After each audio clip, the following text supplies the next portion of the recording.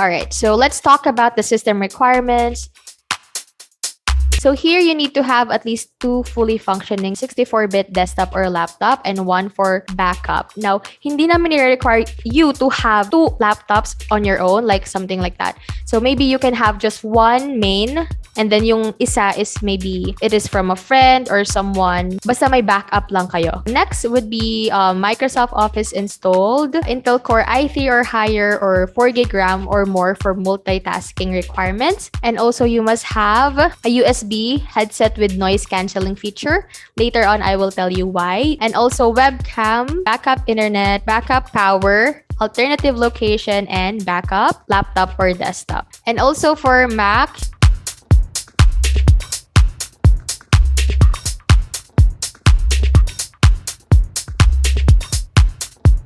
now, let's move on to some reminders. Okay, I'll talk about some of the reminders.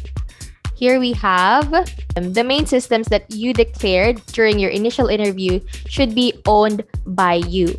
Okay, so I want you guys to remember this. Once you get a client, right? So the client will be sharing his or her password to you because you are his virtual assistant. So mag-share sila ng password, ng files, mga confidential files, you know. So dapat yung laptop or desktop nyo is sa inyo lang. The use of mobile phones or tablets as your main system is not allowed. Kailangan po computer or laptop. Next is your backup ISP or internet service provider and your power source. So you would need to place a contingency location or backup location in which you can go for the time being if you don't have a physical unit for your backup ISP and a backup power source. Okay, so let's talk about the workstation or work area. This is very important, okay? So your workstation or your work area should be free from any distractions. It must not be on your bed, that's not allowed, or even outside of your household, like your garage or garden or something. So a simple chair and table inside a room would suffice as long as the area is free from any distractions, just like this. So no people passing by in the background. That is why you need a USB noise cancelling headset. Next would be contingency locations. So your contingency location should not be more than 1 hour from where you are and should not also be affected by a power or internet outage if your area is affected by one. So here we have the home evaluation form. What is this? That is the form where you will attach yung picture ng internet nyo, backup internet, picture ng webcam, picture ng headset, ng workstation kung saan kayo mag-work, pipicturean nyo yan, yung main computer nyo, and yung backup na gagamitin nyo. Doon nyo i-attach sa home evaluation form. And also yung plans, yung contingency locations.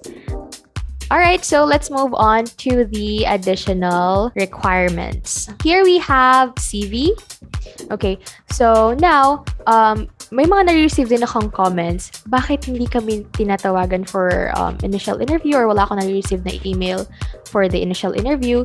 It's because we have a system that scans your CV and is reading through your skills and work experiences. So I really suggest update your CV, highlight your skills as well as your work experiences. And on your CV, maybe you could try to include your social media profiles, your personal websites, your blog, your portfolio, your works. Okay, it's a plus, so include that.